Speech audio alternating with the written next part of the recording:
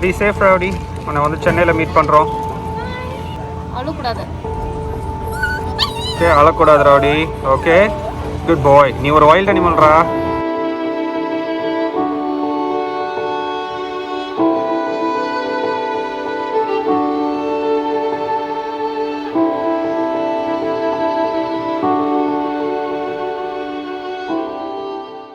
Hi friends, எல்லோரும் எப்படி இருக்கீங்க? எல்லா விஷஸுக்கும் ரொம்ப ரொம்ப தேங்க்ஸ். நிறைய பேர் மெசேஜ் அனுப்பி கேட்டிருந்தீங்க இன்ஸ்டாகிராமில், அப்புறம் கமெண்ட்ஸ்லேயும் எக்கச்சக்கமான பேர் கேட்டிருந்தீங்க எல்லாம் நல்லபடியாக போய் சேர்ந்துட்டிங்களா அப்படின்னு சொல்லி. உங்களோட விஷஸ் எல்லாத்துக்கும் தேங்க்ஸ். நீங்கள் பார்க்குறீங்கன்னு நினைக்கிறேன். நான் இப்போ சேலத்தில் தான் இருக்கேன். ஆக்சுவலாக காவியா வீட்டு மேலே இருக்கோம். நாங்கள் நல்லபடியாக வந்து சேர்ந்துட்டோம். ரவுடியும் சூப்பர் சேஃப், ரொம்ப ஹாப்பியாக, ஒன்றும் ரொம்ப ஸ்மூத்தாக வந்து சேர்ந்தோம். அந்த ப்ராசஸ்லாம் எங்கே, அந்த பார்ட் 2 வீடியோ எங்கே, மான்ட்ரியல்லேருந்து சென்னை வர்றதுக்கான வீடியோ அப்படின்னு சொல்லி நீங்கள் நிறைய பேர் கேட்டிருந்தீங்க. ஸோ இந்த வீடியோவில் அதை தான் ஃபுல்லாக பார்க்க போகிறோம்.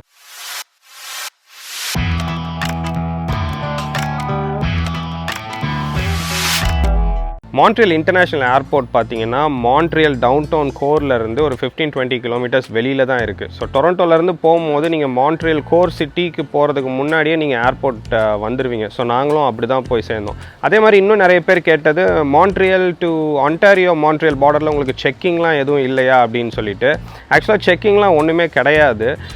ஏன்னா இந்த கோவிட் பேண்டமிக் டைமில் லாக்டவுன், மான்ட்ரியலும் ரெஸ்ட்ரிக்ஷன்ஸ் இருக்குது, ஐ மீன் குபெக்லேயும் ரெஸ்ட்ரிக்ஷன்ஸ் இருக்குது, ஆன்டாரியோலையும் ரெஸ்ட்ரிக்ஷன்ஸ் இருக்குது.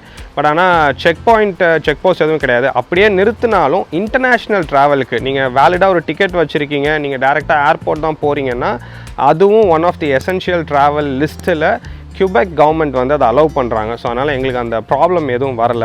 நாங்கள் நேராக ஏர்போர்ட் போனோம். ஏர்போர்ட் போயிட்டு எங்களுக்கு ஃப்ளைட் பிடிக்கிறதுல எந்த விதமான ஒரு பிரச்சனையும் கிடையாது. இப்போது பேண்டமிக் சிச்சுவேஷனில் ரொம்பவே எம்டியாக தான் இருந்துச்சு ஏர்போர்ட். அதாவது யூஸ்வலாக இருக்கிற க்ரௌடில் ஒரு 5% கூட க்ரௌடு இல்லைன்னு தான் சொல்லணும். எல்லாமே எம்டியாக இருந்தது.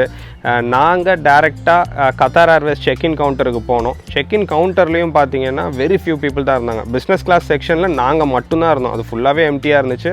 அங்கே இருந்த ஸ்டாஃப்ஸ் எல்லாம் எங்கள் கூட கதை அடிச்சுட்டு ரவுடி கூட விளாட ஆரம்பிச்சிட்டாங்க. ரவுடியை கூப்பிட்டு போனது எப்போ உங்களை நாங்கள் வெயிட் பண்ணிக்கிட்டு இருந்தோம் அப்படின்னு சொல்லிட்டு. ஏன்னா நாங்கள் ப்ளஸ் இன்னொரு பெட்டும் எங்களோட ஏர்க்ராஃப்ட்லேயே வந்துச்சு.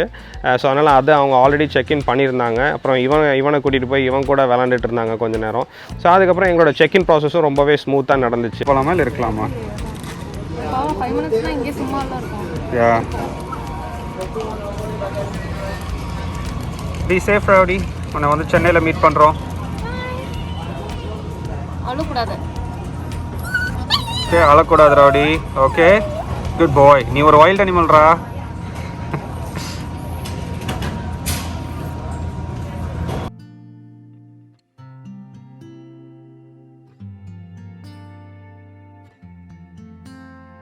அது மட்டும் இல்லை, பிஸ்னஸ் கிளாஸ் மட்டும் கிடையாது, எக்கனாமிக் கிளாஸில் போய் பார்க்கும்போதும் அந்த சைடில் பார்த்தப்பையும் அங்கேயும் வந்து பெருசாக ஒன்றும் க்ரௌடே இல்லை. ரொம்ப ஃப்ரீயாக தான் இருந்துச்சு லைனப் எல்லாமே. அண்ட் ஒரிஜினலி எக்கனாமிக் கிளாஸுக்கு வந்து பர் பர்சன் 23 கிலோஸ் பெரிய பேகேஜ் அலோவ் பண்ணுவாங்க. பட் அப்கிரேட் பண்ணனால எங்களுக்கு வந்து பேகேஜ் 32 kgs per person, அதாவது 32 kgs ஈச் பேக்கில் அலௌடாக இருந்துச்சு அப்கிரேட் பண்ணும்போது. நான் ஃபோன் பண்ணி எவ்வளவோ தடவை கத்தார் சப்போர்ட்டு கேட்டேன். அவங்க சரியான பதில் கொடுக்கல, மாற்றி சொல்லிட்டு இருந்தாங்க. ஒரு அஷூரன்ஸே இல்லாமல் இருந்துச்சு. ஸோ அதனால் நாங்கள் ஆல்மோஸ்ட் 23 to 25 kgs தான் பேக் பண்ணி எடுத்துகிட்டு வந்தோம். ஸோ அதுவும் எங்களுக்கு ஓவர் வெயிட்டெல்லாம் எதுவுமே வரல, ஸ்மூத்தாக வந்துருச்சு. ரவுடிக்கு மட்டும், ரவுடியை கார்கோவுக்கு அனுப்பும் போது அவனை வந்து எக்ஸஸ் பேக்கேஜாக தான் அனுப்புவோம். ஸோ அவனுக்கு $450 அந்த கிரேட்டு அதெல்லாம் வச்சு அனுப்புறதுக்கு $450 வந்துச்சு. அண்ட் இமிக்ரேஷனோ இல்லை அந்த ரவுடியை அனுப்புறதுக்கும் இமிக்ரேஷன் ப்ராசஸ்லாம் நம்ம கிராஸ் பண்ணி தான் வரணும் இல்லையா? எக்ஸ்போர்ட் பேப்பர்ஸ்லாம் கொடுத்து கிளியரன்ஸ் வாங்கணும். அப்புறம் அவனோட கிரேட்டையும் வந்து ஃபுல்லாக ஸ்கேன் பண்ணி நம்ம அதில் ஏதாவது பதுக்கி வச்சுருக்குமான்லாம் பார்ப்பாங்க. அந்த ப்ராசஸும் ரொம்ப ஸ்மூத்தாக, ப்ராப்ளமே இல்லாமல் போச்சு. அந்த இமிக்ரேஷன் ஆஃபீஸர்ஸும் எங்கள் கூட வந்து பயங்கரமாக ஜாலியாக பேசிட்டு, ரவுடி ப்ரீட் என்ன அது இதுன்னு பேசிட்டு, ரவுடி கூடயும் விளாண்டுட்டு, இந்தியாவுக்கு போகிறோன்னா வெயிலெலாம் தாங்குவானா, நீங்கள் நிறைய பேர் கேட்டிருந்தீங்க இங்கே வந்துட்டு ரவுடி எப்படி இருப்பான், இந்த வெதரை வந்து அவனுக்கு ஓகேவா இருக்குமா அப்படின்லாம். அதே மாதிரி அவங்களுக்கும் கொஷின்ஸ்லாம் இருந்துச்சு, அதையும் அவங்க கேட்டுட்டு இருந்தாங்க.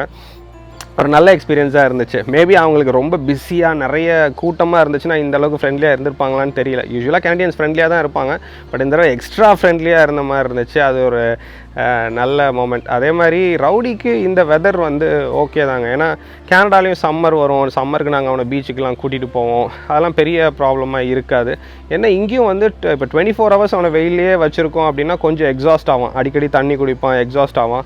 பட் யூஸ்வலி ஏசியில் தான் இருப்பான். எங்கேயாவது இந்த மாதிரி மொட்டை மாடி கூட்டிகிட்டு வரும்போது இல்லை வெளியில் வாக்கிங் கூப்பிட்டு போகும்போது இந்த மாதிரி மட்டும்தான் அவன் வெளியிலே சன்னில் வருவான்னு வச்சுக்கோங்களேன். மற்றபடி கனடாவில் இருக்கிற மாதிரி தான் அவன் எங்கேயும் இருப்பான். ஸோ அதனால் அது ஒரு பெரிய ப்ராப்ளம் கிடையாது.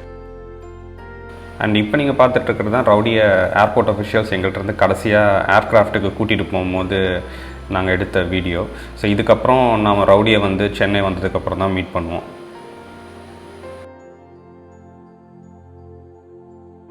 எங்களோட செக்யூரிட்டி செக்கும் ரொம்பவே ஈஸியாக தான் முடிஞ்சிச்சு. நாங்கள் மொத்தம் 3 ஹேண்ட் பேக்கேஜ் வச்சுருந்தோம், 2 ட்ராலி சூட் கேஸும் ஒரு ஷோல்டர் பேக்கும் வச்சுருந்தோம். அதுவும் ரொம்ப ஈஸியாக ஸ்கேன்ஸ் எல்லாம் முடிச்சு வெளியில் வந்துட்டோம், ப்ராப்ளம் கிடையாது. என்ன உங்களுக்கு நீங்கள் கம்ப்யூட்டர்ஸ் எல்லாம் என்னெல்லாம் வச்சுருக்கீங்களோ அது எல்லாத்தையும் எடுத்து வெளியில் வச்சு ஸ்கேன் பண்ண சொல்லுவாங்க, அது எல்லாமே ஸ்கேன் பண்ணி கொண்டு வந்துட்டோம், நோ ப்ராப்ளம். அதுக்கப்புறம் உள்ளே போயிட்டு இந்த செக்யூரிட்டி ஸ்க்ரீனிங்லேருந்து நீங்கள் வெயிட்டிங் ஹால் இருக்கும், கேட்ஸுக்கு போகிற வரைக்கும் இருக்கிற அந்த பாத் வந்து பார்த்திங்கன்னா நிறைய ரெஸ்டாரண்ட்ஸாக இருக்கும். எனக்கு இதுதான் மான்ட்ரியல் ஏர்போர்ட்டுக்கு ஃபஸ்ட் டைம். பட் ஆனால் அதை பார்க்கும்போதே தெரிஞ்சுது. இப்போ நீங்களும் இப்போ வீடியோவில் பார்த்துருப்பீங்கன்னு நினைக்கிறேன், ஃபுல்லாக ரெஸ்டாரண்ட்ஸாக இருந்தது. And restaurants were all empty, ஒரு யாருமே கிடையாது, ரொம்ப எம்டியாக இருந்தது.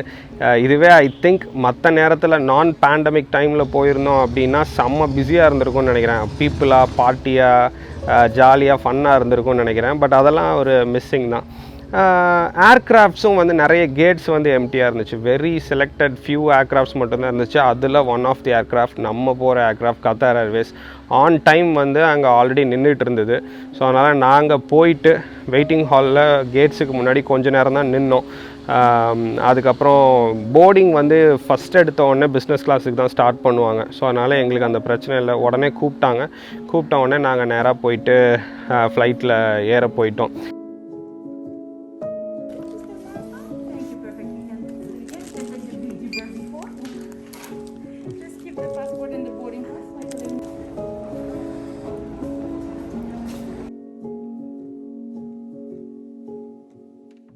ஏர்க்ராஃப்ட்டுக்குள்ளே என்ட்ராகி உள்ளே போனோடனே பார்த்தீங்கன்னா ஒரு பயங்கரமான ஒரு சர்ப்ரைஸ்ன்னு சொல்ல முடியாது, நிறைய எக்ஸ்பெக்டேஷன்ஸ் இருந்துச்சு.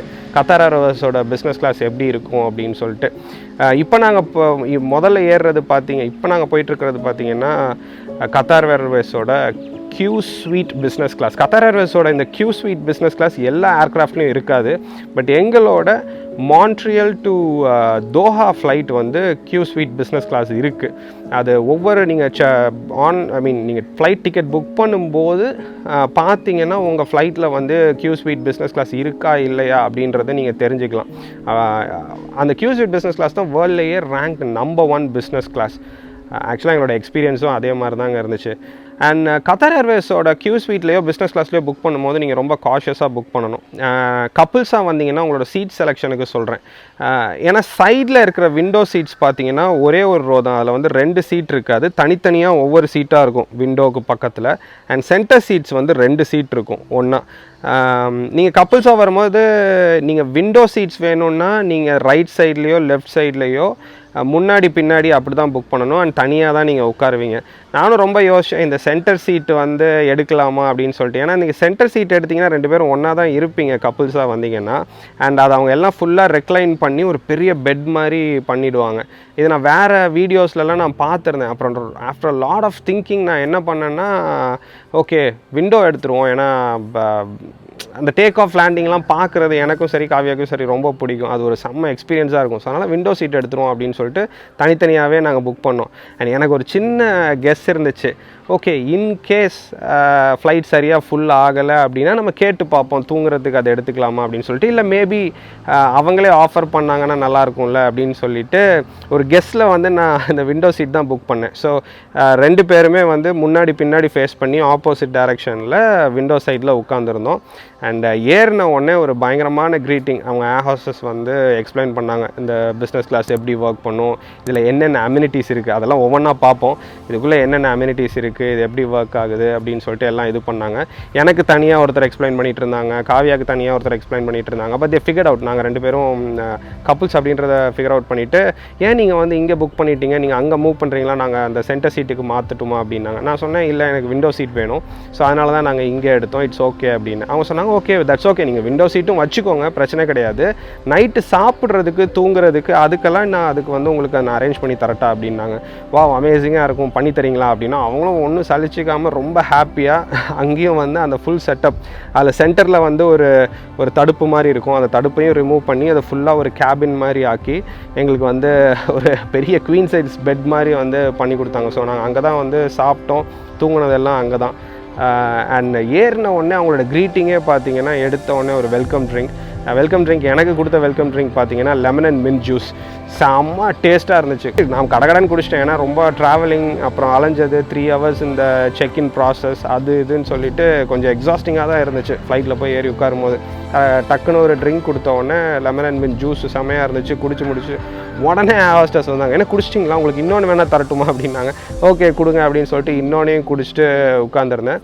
அப்புறம் ஃப்ளைட் டேக் ஆஃப் ஆகிறதுக்கு முன்னாடியே வந்து மெனு கொடுத்தாங்க. நீங்கள் மெனு பார்த்துட்டிங்களா அப்படின்னாங்க. மெனுவா அப்படின்னா அப்புறம் அவங்க தனியாக ஒரு மெனு வச்சுருந்தாங்க, டின்னருக்கு பிரேக்ஃபாஸ்ட்டுக்கு எல்லாத்துக்குமே. கிட்டத்தட்ட ஒரு ஃபைன் டைனிங் ரெஸ்டாரண்ட்டில் நீங்கள் எப்படி சாப்பிடுவீங்களோ அதே மாதிரி தான் கத்தார் ஏர்வேஸில் சாப்பிடுவீங்க. உங்களுக்கு 4 course மீல் கிடைக்கும் டின்னருக்கு. சூப் இருந்துச்சு, அதுக்கப்புறம் ஆப்படைசர்ஸ் ஒரு 2-3 இருந்துச்சு, மெயின் கோர்ஸ் ஒரு 2-3 இருந்துச்சு, அப்புறம் டெசர்ட் வச்சுருந்தாங்க. இது நீங்கள் எல்லாமே உங்களுக்கு என்ன வேணும்னு நீங்கள் ஆர்டர் கொடுத்துருவீங்க, அதாவது டின்னருக்கு, அடுத்த மார்னிங் பிரேக்ஃபாஸ்ட்டுக்கு, அது எல்லாமே. அதுக்கப்புறம் அவங்க நீங்கள் சாப்பிட்றதுக்கு எப்போ ரெடின்னு சொல்கிறீங்களோ அவங்க கொடுக்குற டைம் கிடையாது. இப்போ எக்கனாமிக் கிளாஸில் அவங்க கொடுக்குற டைமில் இருக்கும். பிஸ்னஸ் கிளாஸில் எப்படின்னா நீங்கள் எப்போ ரெடி, நீங்கள் எப்போ சாப்பிடணும்னு சொல்கிறீங்களோ நாங்கள் அப்போ வந்து சர்வ் பண்ணுறோம் அப்படின்னு சொல்லுவாங்க. அண்ட் ஆர்டர் எடுத்து கொஞ்ச நேரத்திலேயே சேஃப்டி ப்ரீஃபிங்லாம் பண்ணாங்க. சேஃப்டி ப்ரீஃபிங் முடித்த உடனே ஃப்ளைட் டேக் ஆஃப் ஆச்சு.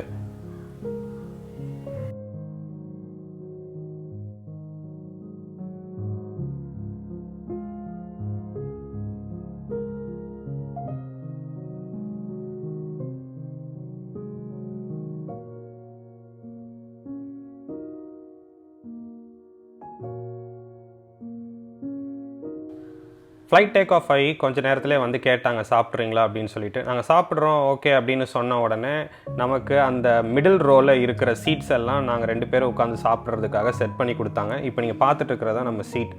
அண்ட் ஒவ்வொரு ஃபுட்டாக அதுக்கப்புறம் கொண்டு வர ஆரம்பித்தாங்க.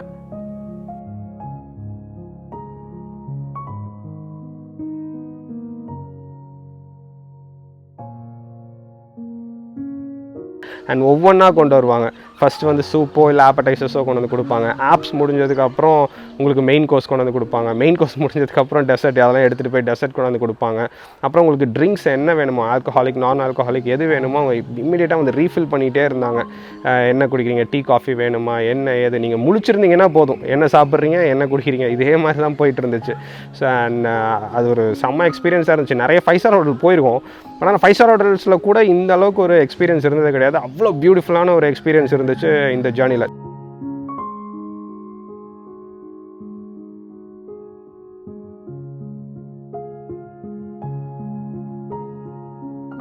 நல்லா சாப்பிட்டதுக்கப்புறம் வேறு என்ன, நல்லா படுத்து தூங்க வேண்டியது தான்.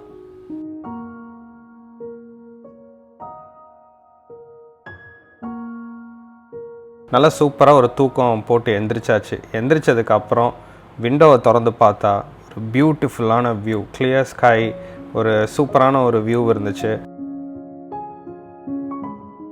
அப்புறம் அம்யூனிட்டிஸும் நிறைய இருந்துச்சு. அதில் முக்கியமாக சொல்லணுன்னா இந்த நாய்ஸ் கேன்சலேஷன் ஹெட்செட் தான். அந்த ஹெட்செட்டே வந்து ஐ திங்க் ஏதோ போஸ் ஹெட்செட் மாதிரி இருந்துச்சு. அதை போட்டுட்டிங்கன்னா உங்களுக்கு வெளியில் இருக்கிற ஒரு நாய்ஸுமே கேட்காது. பயங்கர கப்புன்னு இருந்துச்சு. செம்ம குவாலிட்டியான ஹெட்செட். அந்த மானிட்டரும் பார்த்தீங்கன்னா 21 inch LCD மானிட்டர். அவ்வளோ பெரிய ஸ்க்ரீனில் நான் ஏர்க்ராஃப்டில் இது வரைக்கும் உட்காந்து படம் பார்த்தது கிடையாது. ஸோ ஏதோ வீட்டில் உட்காந்து ஜாலியாக படம் பார்க்குற மாதிரி இருந்துச்சு. காலை நீட்டிட்டு இப்படி சாஞ்சிக்கலாம், இல்லை வேணுன்னா படுத்துக்கலாம், அந்த மாதிரி அது ஒரு சூப்பராக இருந்துச்சு. அதுக்கப்புறம் வாஷ்ரூம்ஸை பற்றியும் சொல்லணும். வாஷ்ரூம்ஸும் இந்த பிஸ்னஸ் கிளாஸில் இருந்த வாஷ்ரூம்ஸ் வந்து பெருசாக இருந்துச்சு அண்ட் ஆல்வேஸ் க்ளீனாகவும் இருந்துச்சு.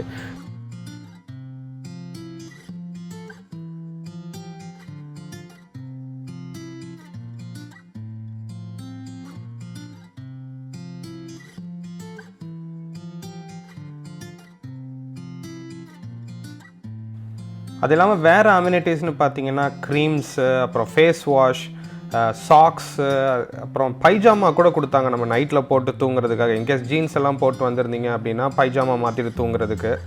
அப்படியே கொஞ்சம் நேரத்தில் பிரேக்ஃபாஸ்ட் சர்வ் பண்ணாங்க. பிரேக்ஃபாஸ்ட்டும் நல்லா சாப்பிட்டு அதுக்கப்புறம் ஒரு குட்டியாக ஒரு நேப் எடுத்து கொஞ்சம் நேரத்துலேயே நம்ம ஃப்ளைட் தோஹாவில் லேண்ட் ஆச்சு. அதோட நம்மளோட கியூ ஸ்வீட் எக்ஸ்பீரியன்ஸ், ஒரு அமேசிங்கான எக்ஸ்பீரியன்ஸ் முடிவுக்கு வந்துச்சு. ஆனால் தோஹா ஏர்போர்ட்டை பார்க்கணுன்ற அடுத்த எக்ஸைட்மெண்ட் ஆரம்பிச்சிருச்சு.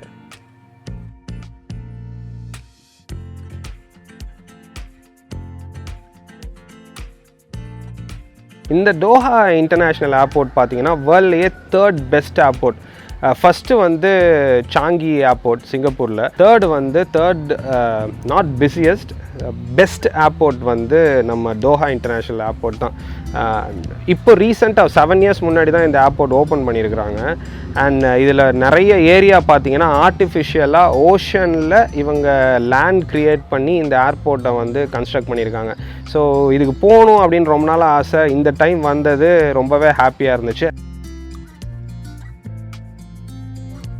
நாங்கள் இருந்தது பார்த்திங்கன்னா ஒரு லாஞ்சில் தான் இருந்தோம். அல்மஹா அப்படின்னு சொல்லிட்டு ஒரு லாஞ்ச்.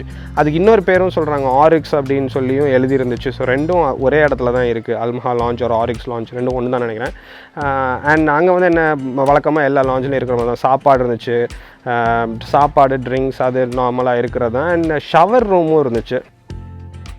கெனடியன் ஏர்போர்ட்ஸை கம்பேர் பண்ணும்போது இந்த பேண்டமிக் டைமில் தோஹா இன்டர்நேஷ்னல் ஏர்போர்ட் உண்மையிலே ரொம்பவே பிஸியாக இருந்தது. எல்லா duty free shops and restaurants கூட எல்லாமே திறந்துருந்தது. அண்ட் எங்கே பார்த்தாலும் பீப்புள் பார்க்க முடிஞ்சிச்சு. யூஸ்வலான டைமில் இவ்வளோ பிஸியாக இருக்குமான்னு தெரியல. பட் கம்பேரிட்டிவ்லி நம்ம மான்ட்ரியல் ஏர்போர்ட்டுக்கும் தோஹா ஏர்போர்ட்டுக்கும் நல்ல டிஃப்ரென்ஸ் இருந்தது. நல்ல க்ரௌடும் இருந்துச்சு தோஹாவில். அண்ட் ஏர்போர்ட்டும் சும்மா சொல்லக்கூடாது, பயங்கர பெருசாக இருந்துச்சு. நிறைய டியூட்டி ஃப்ரீ ஷாப்ஸ் இருந்துச்சு. அண்ட் வாக் பண்ணிக்கிட்டே இருக்கலாம். நீங்கள் வாக் பண்ண டியூட்டி ஃப்ரீ ஷாப்ஸாக ஏதோ பெரிய ஷாப்பிங் மால் மாதிரி இருந்தது. அடுத்தது நம்மளோட கடைசி ஃப்ளைட் ஜேர்னி. அடுத்த ஃப்ளைட் பார்த்தீங்கன்னா நம்மளோட போயிங் 787 நமக்காக வெயிட் பண்ணிகிட்டு இருந்துச்சு, நம்ம தோஹாவில் இருந்து சென்னை வர்றதுக்காக. இந்த ஃப்ளைட் டியூரேஷன் வந்து நமக்கு ஆல்மோஸ்ட் 4 hours தான். பெரிய டியூரேஷன் கிடையாது. அது லாஸ்ட் ஃப்ளைட் பார்த்தீங்கன்னா ஆல்மோஸ்ட் 12 hours இல்லையா, 12.5 hours. இது வந்து 4 hours தான்.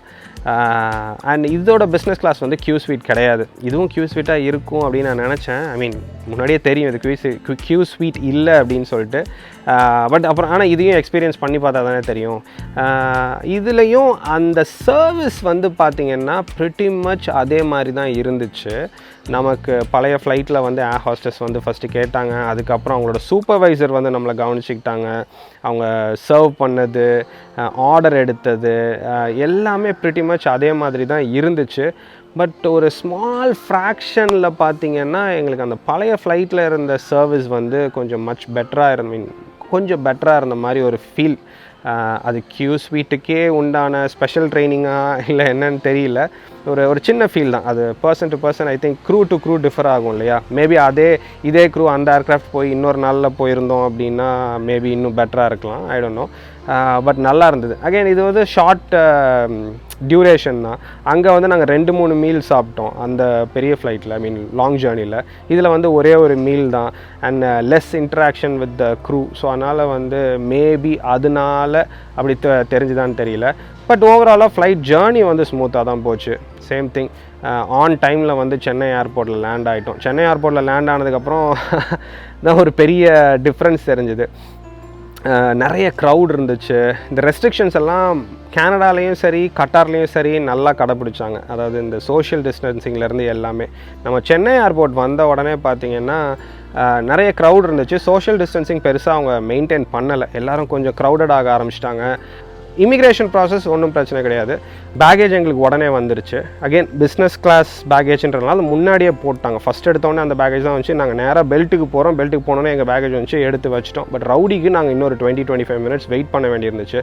அதுக்கப்புறம் ரவுடியும் சக்ஸஸ்ஃபுல்லி வந்து சேர்ந்ததுக்கப்புறம் எங்களுக்கு அப்படி ஒரு ரிலீஃப், ஒரு ரிலாக்ஸேஷனாக இருந்துச்சு. அவனை பார்த்தோன்னே வந்தோடனே குலைச்சிட்டு திறங்கடா டே கதவை திறங்க நான் வெளியில் வரணும் அப்படின்ற மாதிரி குலைச்சிட்டு இருந்தோம். பட் டாக்டர் வர்றதுக்காக வெயிட் பண்ண வேண்டியிருந்துச்சு. ஏன்னா டாக்டர் வந்து பார்த்து அவர் சொன்னால் சர்டிஃபை பண்ணணும், இந்த மாதிரி dog is okay, is fine அப்படின்ற மாதிரி. வந்ததுக்கப்புறம் என்ன ஒரே குதிச்சு கட்டி பிடிச்சி நக்கி அதெல்லாம் நடந்துச்சு. அதுக்கப்புறம் நாங்கள் கஸ்டம்ஸ் கிளியரன்ஸ் முடித்தோம். இதுவும் நிறைய பேர் கேட்டிருந்தீங்க, இவ்வளோ கேஜெட்ஸ் எடுத்துகிட்டு வரீங்க, ஃபோனு அது இதெல்லாம் எடுத்துகிட்டு வரீங்க, கேமராஸ் எடுத்துகிட்டு வரீங்க, கஸ்டம்ஸில் வந்து உங்களை எதுவும் கேட்கலையா அப்படின்னு சொல்லிட்டு. எங்கிட்ட ஃபியூ லேப்டாப்ஸ் இருந்துச்சு, கேமராஸ் இருந்துச்சு.